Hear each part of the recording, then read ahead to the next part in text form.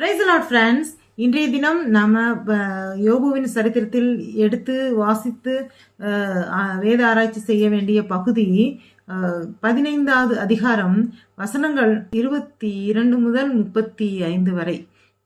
இந்த வசனங்கள்ல தொடர்ந்து அவர் என்ன சொல்றாரு அப்படின்னா, யாரு நம்ம எலிபாஸ் தான் யோபு கிட்ட பேசிட்டு இருக்காரு. அவர் இந்த அதிகாரத்தோட 3வது பகுதி மாதிரி. இதுல துன்மார்க்கர்கள் எப்படி இருப்பாங்க, அவங்களுக்கு என்னெல்லாம் நடக்கும் அப்படின்றத இதுக்கு முந்தின நாள்ல எல்லாருமே துன்மார்க்கர்கள் தான்.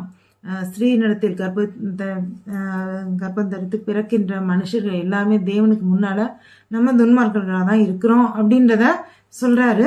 அடுத்து இப்போ துன்மார்க்கனுக்கு என்னென்னலாம் நேரும், அவன் அப்பத்துக்கு, அதாவது சாப்பாட்டுக்கு கஷ்டப்படுவான், அப்பத்துக்கு இறந்து தெரிவான், அது கிடைக்காமல் போயிருமோ அப்படின்னு சொல்லிலாம் பயப்படுவான்.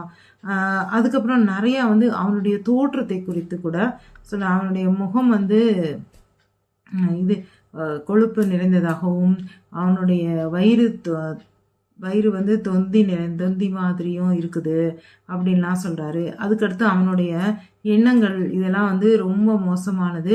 அதோட தேவனுக்கு எதிராகவே கையை நீட்டி பேசுறான். அவன் பேசும்போது அவனுக்கு அந்தகாரம் அவனை சூடும். ஆனா அவனுக்கு எல்லாமே தெரியும். நமக்கு கஷ்ட காலம்தான், நம்ம அந்தகாரத்துல தான் இருக்கோம், எல்லாமே அறிந்து இருக்கிறான் துன்மார்க்கன். மேலும் அவனை துன்மார்க்கனை குறித்து சொல்லும்போது, அவன் வசிப்பிடம், அவன் ஒரு கெட்டுப்போன வீட்டில் தான் குடியிருக்கான். அவனுடைய வாழ்க்கை முறை ரொம்ப தரம் தாழ்ந்ததாக தான் இருக்குது. மேலும் நிறைய அவனுடைய ஆஸ்தி, அவன் எவ்வளோ சொத்து சேர்த்தாலும் அவனுக்கு நிலை இல்லாதது. அவனுடைய ஐஸ்வர்யமும் அவனுடைய ஆஸ்தியும் நிலை இல்லாமல் அவனை விட்டு செல்லக்கூடியதாகவே இருக்கும். இந்த மாதிரி துன்மார்க்கனை பற்றி பெரிய லிஸ்ட் நிறைய சொல்றாரு.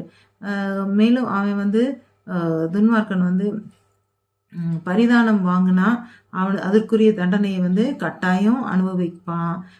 அடுத்து கடைசி வசனத்துல அவன் அவனுடைய பிறப்பு, அவனுடைய வாழ்க்கை முறை எப்படி இருக்கும் அப்படின்ட்டு ஒரு எளிதா ஒரே ஒரு வசனத்துல அழகா குறிப்பிட்டிருக்காரு.